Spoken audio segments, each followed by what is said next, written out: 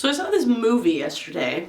Not one that was nominated for an Oscar or anything, but I got some unexpected life lessons. So I saw How to Be Single. That movie that had like the fun trailer with Rebel Wilson and Leslie Mann and Dakota Johnson and Allison Brie and like fun hijinks ensued. You know, it had like a trailer that looked like any other romantic comedy.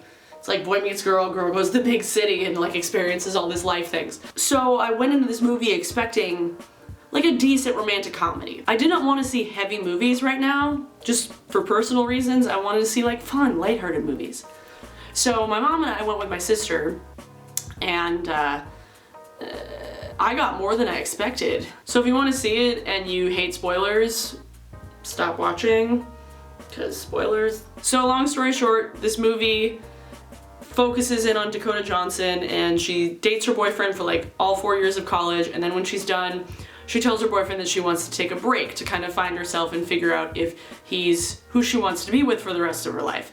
So it ends up being that he kind of accepted that as a breakup, so he starts seeing somebody else, and she's really heartbroken, and then she kind of goes out with Rebel Wilson and has the stereotypical like New York single party nightlife life, even though she's still pining for her ex, like in this very painful, sad, real way. And then there's all these other characters that kind of come into it. Leslie Mann plays Dakota Johnson's sister.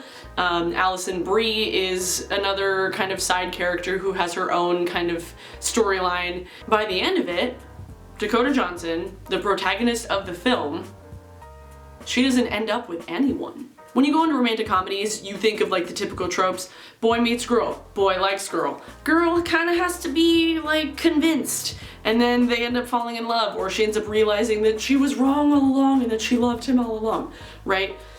Like, that's how romantic comedies go. Or like, somebody's gonna die if it's a Nicholas Sparks movie. But not this one.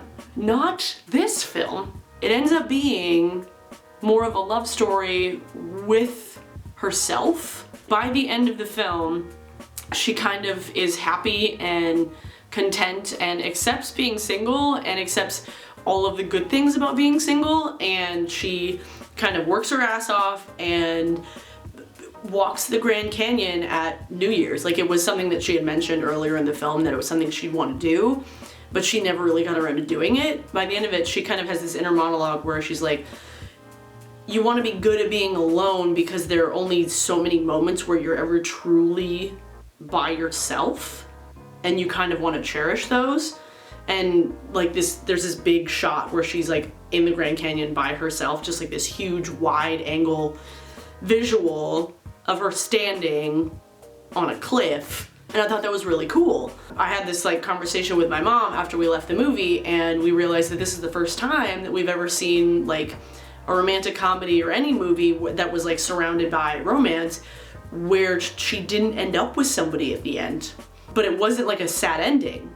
You know, like usually when somebody doesn't end up with somebody at the end of the movie, it's sad. But this was a happy ending, but the happy ending was not her finding love with another person. It was her finding herself and loving herself, which I thought was really cool and really poignant and really kind of directed at my generation, because not gonna lie, I feel like my generation is either so obsessed with like getting married young and just kind of having a family so quickly, or they're the complete opposite. And I thought that this film was really, I don't know, it was a good life lesson. Like, I was watching it with my mom and I'm like, I was laughing a lot. Like, it was funny. It was a funny movie and I was expecting to laugh, but I wasn't expecting to get like punched in the face with life lessons. Towards the end of it, there were so many moments where I was like checking off boxes of like, I've heard that sentence before, this person needs to watch this movie, that sounds really familiar. Like, it was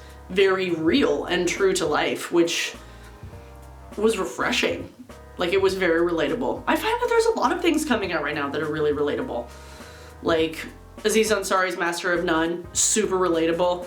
And I heard the new Netflix series Love is super relatable and like painfully real to life. I don't know, maybe that's just a thing people are doing right now, making movies and TV shows that people might actually be able to like see themselves in.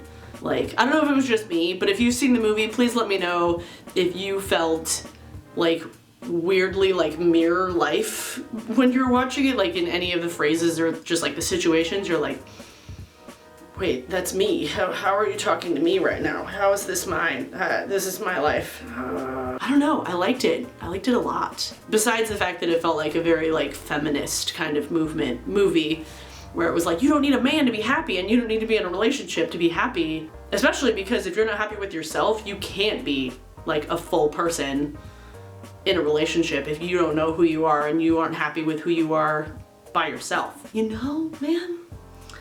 Yeah. See the movie. I highly suggest it. 2 thumbs up.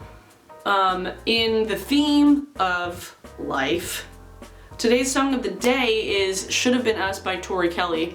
Been listening to that song on like super high volume in my car the last few days, belting along to it, feeling some shit. Tori Kelly just killing it in life and at the Grammys and music in general. Yeah, so listen to that song, Tori Kelly's Should Have Been Us. Go see How to Be Single, because it might teach you a lesson on how to be single. Look at that. Came back around town. Came back around town.